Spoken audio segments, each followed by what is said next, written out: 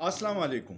शहबाज शरीफ की एक audio leak social media पे गर्दिश कर रही है, जिसमें एक ऑफिसर शहबाज शरीफ से कहता है कि मरियम नवाज़ के दामाद का पावर प्लांट हिंदुस्तान से आने की बात वो इजाज़त मांग रही है, और सर अगर ये आ गया तो बहुत बड़ा मसला हो जाएगा।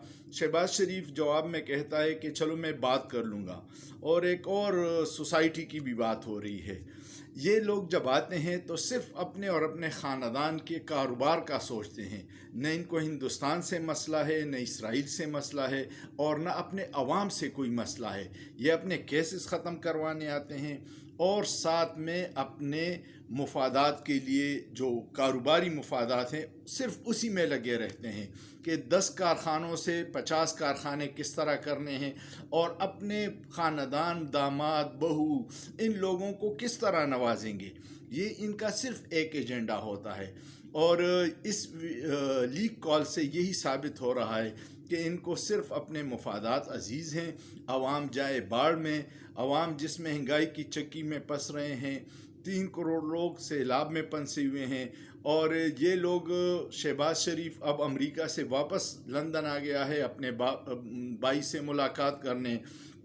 इनको पाकिस्तानी मुफादात से कोई गर्ज नहीं है, ये सिर्फ अपने मुफादात और अपने ख़ानदान का तहफ़्फ़ुज़ चाहते हैं।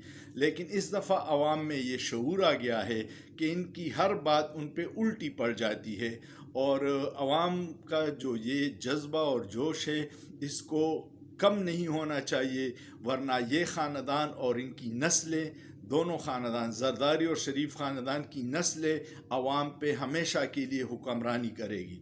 इमरान ख़ान ने जो जदोजहद शुरू की है, इमरान ख़ान ने ये अपने लिए नहीं की, ये मेरे लिए और आपके लिए जदोजहद शुरू की है।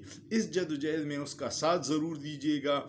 जिस दिन उसने कॉल की उस दिन आपने ज़रूर निकलना है, क्योंकि ये पाकिस्तान को माफिया से आज़ाद करने की जदोजहद है।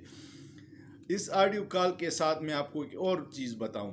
नजम सिटी ने अपने एक प्रोग्राम में कल बताया था कि शहबाज शरीफ ऐसा बंदा है जो इस्टेब्लिशमेंट से के साथ चल सकता है, क्योंकि वो बात मान रहा है, और इमरान ख़ान अब इंतहाई पॉपुलर हो गया है जो इस्टेब्लिशमेंट से बर्दाश्त नहीं हो रहा। ये सारी चीज़ें अब उनके सहाफ़ी कह रहे हैं कि इस्टेब्लिशमेंट ने इमरान ख़ान को क्यों निकाला था।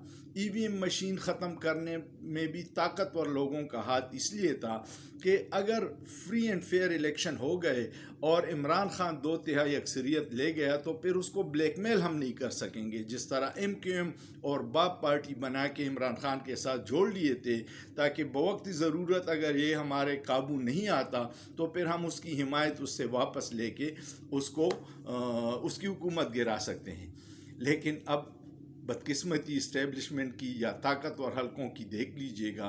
ये सोशल मीडिया का दौर है, और फ़ौरन चीज़ें आप किसी गधे गाड़ी वाली से भी पूछ लीजिएगा, वो आजकल आर्मी चीफ़ की अपॉइंटमेंट की बात गली महल्लों में हो रही है, उनके किरदार पे बातें हो रही हैं, जनरल्स की गाड़ियों की बात हो रही है। ये सारी चीज़ें पहले बंद कमरों में होती थी, लेकिन यही आज़ादी की तरफ कदम है कि अवाम में शऊर आ रहा है, और इंशाअल्लाह आज़ादी की मंजिल दूर नहीं है। हम अपने पाक फ़ौज से मोहब्बत करते हैं। कुछ लोगों की गलतियों की वजह से पाकिस्तानी अवाम जिस मुसीबत में हैं, उनको अगर एहसास हो जाए और अपनी गलती दुरुस्त कर ले तो ये जितनी जल्दी हो जाए पाकिस्तान के हक़ में बेहतर है। पाकिस्तान फ़ौज जिंदाबाद, पाकिस्तान पाइंदाबाद। शुक्रिया।